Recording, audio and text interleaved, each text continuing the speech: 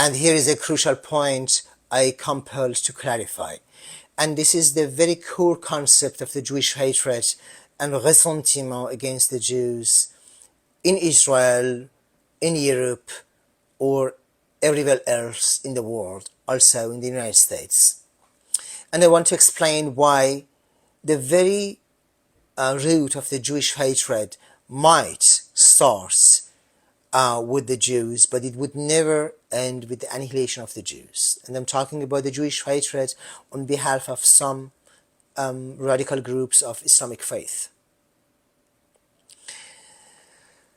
Look at the Christianity.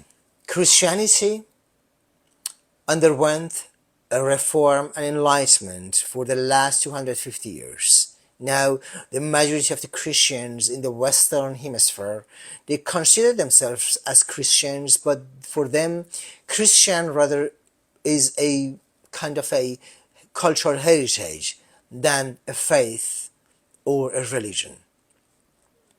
And secularization and modernization process brought also this concept with itself that the Christianity in the modern world, in the Western world in particular, does not consider itself anymore as a culture maker. Now look at the Jews. The Jews, whether they are atheists, Orthodox, traditional, or Reformed, around the world, they all still grasp this 3,000 years old Judaic culture, which, by the way, is the pillar of the Western civilization. That's why we call it the Judeo-Christian civilization.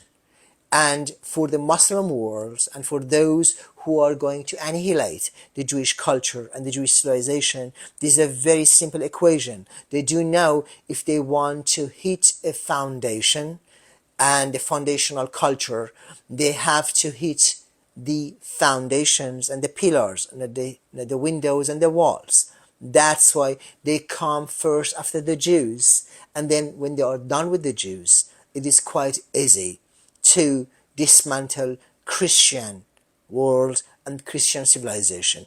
This is the reason that I think that the Jewish hatred at the beginning starts with ressentiment against the Jews, but it never ends there. I hope you are properly warned.